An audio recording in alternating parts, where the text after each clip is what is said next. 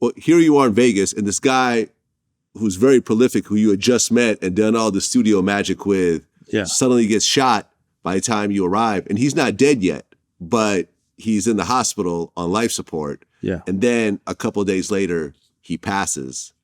When you heard that news of him actually dying, what did you think? I was upset because I wasn't able to move. My body wasn't able to move the next day. I was in so much pain that I had to go rest, because I didn't realize that when you flip over in a car, you don't realize what's going to happen to you the next day. The next day is the worst part. So I was really messed up. So I wasn't able to go to the hospital. I wasn't able to get out of bed. I had to stay in bed for a few days. It was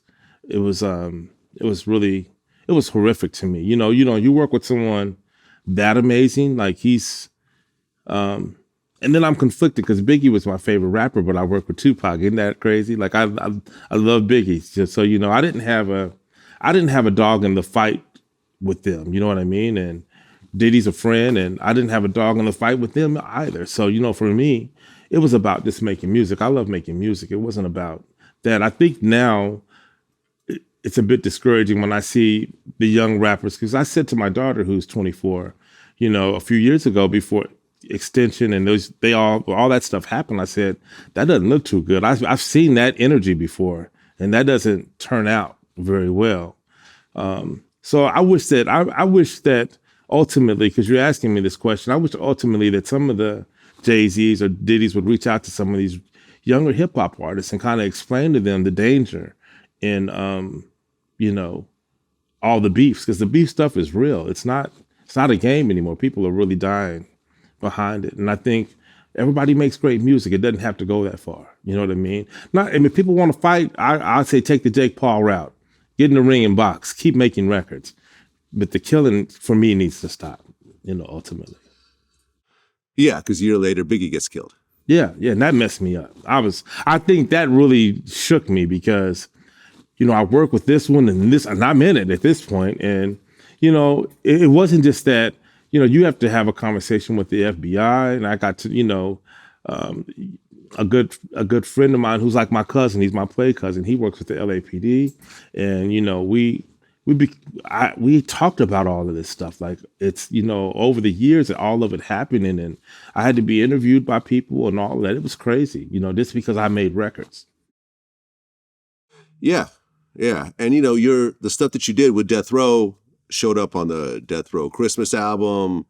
It showed up on the Gridlock soundtrack, like we talked about. And then later on, one of the songs that you did showed up on the Tupac and Outlaw, Still I Rise. Yeah. Then let's talk about that for a minute. So now I meet Babyface. And let's go back to when I'm 18. My mom, when I was 17, my mom bought me the Tender Lover album. That's the Babyface album.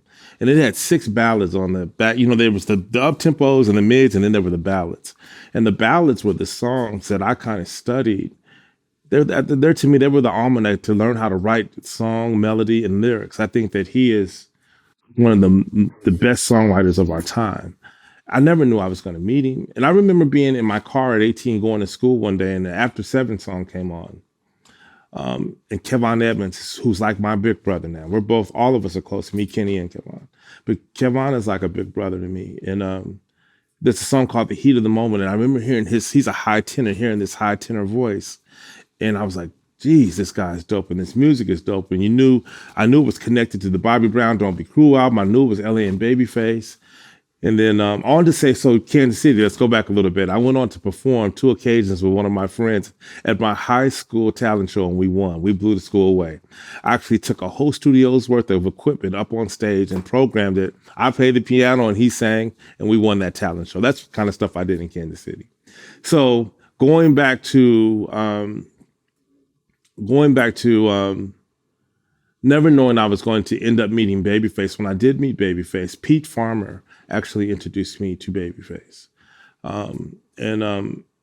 Kenny, and at that point in time, here's a good lesson for all you songwriters and producers. I was offered, because I had done Tupac and Brandy and I didn't have a publishing agreement. Big John had just got his job at EMI. Jody Gershon was his boss. And they offered me $350,000 for a publishing deal. And Kenny had done a joint venture. So later on, you'll hear about how the Underdogs, we did a joint venture where we could sign writers, right? Well, Kenny was Babyface, so he did his with EMI.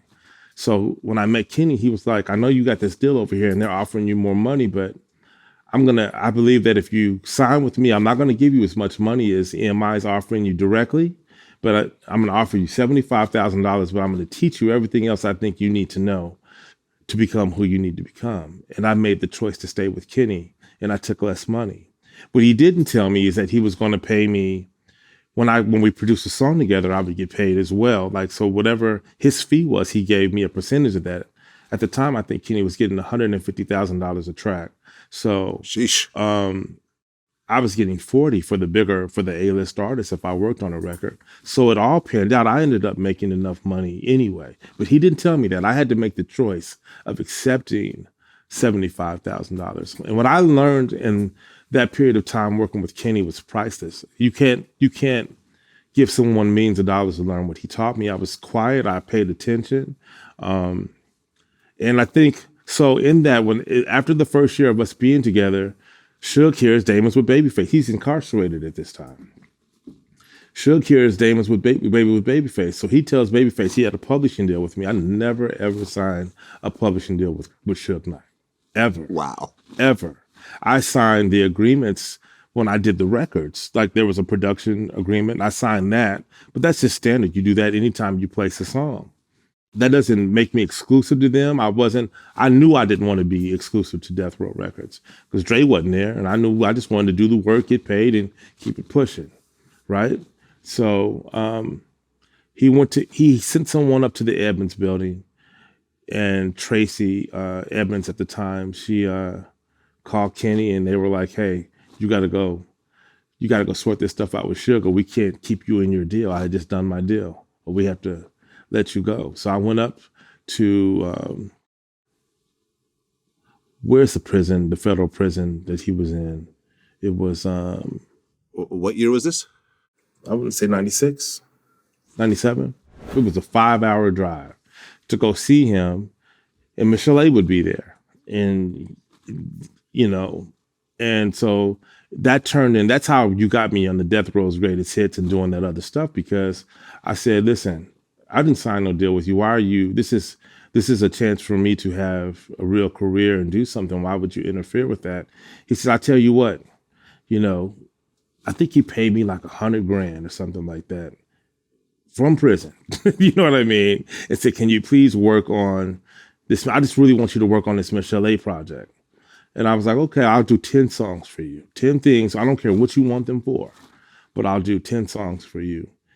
And just, I think we agreed to that, and that he got my, I think he ended up getting my, I'm not really sure. I don't want to quote that wrong. But anyway, I did these 10 songs, right?